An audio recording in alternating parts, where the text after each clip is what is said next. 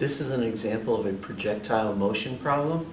So if we're given the question, a ball is launched with a speed of 15 meters per second and a height of 12 meters at an angle 20 degrees above horizontal, how far will it travel horizontally before hitting the ground? So I've already sketched it here. So it said, let's see, 12 meters, a height of 12 meters. So I put the ground here and then I made a 12-meter high step. I put a cannon up there to launch the ball. I gave the ball an initial angle, 20 degrees above horizontal, and an initial speed of 15 meters per second. So I know what's going to happen is the ball is going to go like this, and it's going to hit down here somewhere. And the question is asking, how far will it travel horizontally before hitting the ground? So that would be this. So that would be an x final. So if I list my knowns and unknowns, I know 12 meters. 12 meters is a vertical distance, so it has to be a y. It's the initial, so that's y naught equals 12 meters. This v naught, so initial velocity 15 meters per second, initial angle, theta naught is 20 degrees, and unknown, what we were looking for is x final. So what we need to do, we're only given information about y in terms of height, and then we're given a velocity at some strange direction. What we're going to have to do to get from y information to x information is to go through time. I know that y final equals y initial plus v naught y t plus 1/2 ay t squared. Ay, that's minus g, so ay will be minus g. V naught y, I have v naught. So I know y final.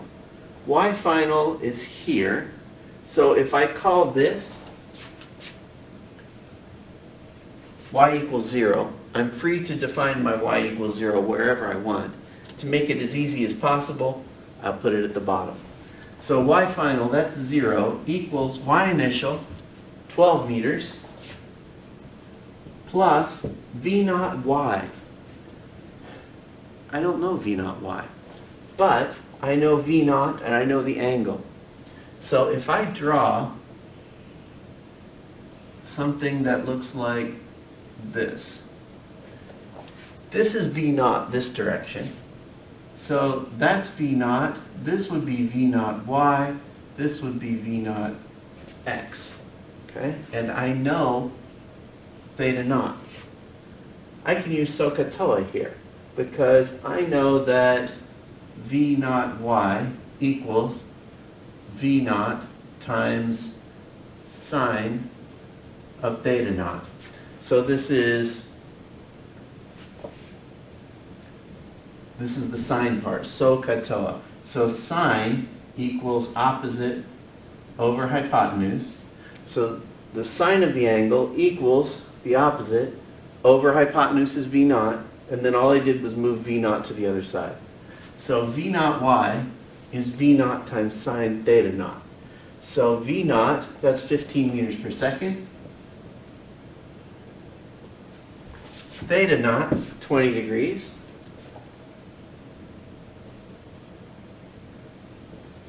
Times t, whatever t is, plus 1/2 ay. Ay is minus 9.8, so that plus is actually going to be a minus. Minus 1/2 9.8 meters per second squared, t squared.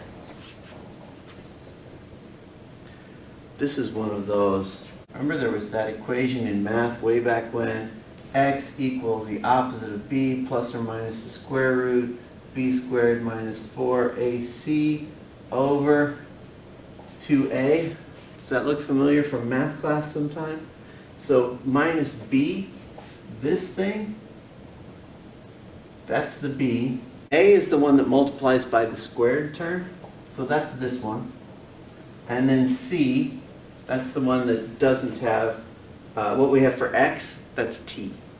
So t, in our case, is the opposite of this, plus or minus the square root of that squared minus 4 times that, over 2 times that. So, lots of math to crank through there. Alright, so now if I did my math correctly, t is minus 5.13 plus or minus 16.17 over minus 9.8.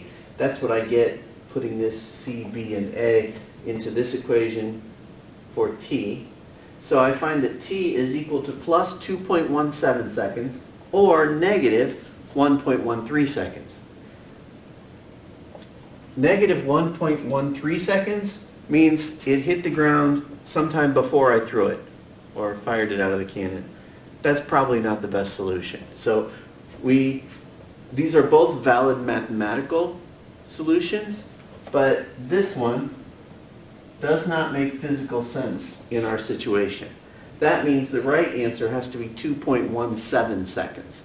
So it will hit the ground 2.17 seconds after being fired. That negative 1.13 actually does have meaning.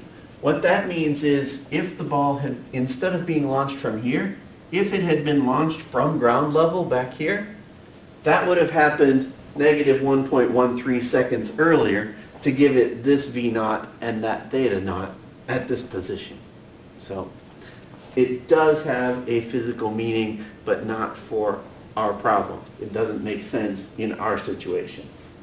Okay, so t is plus 2.17 seconds.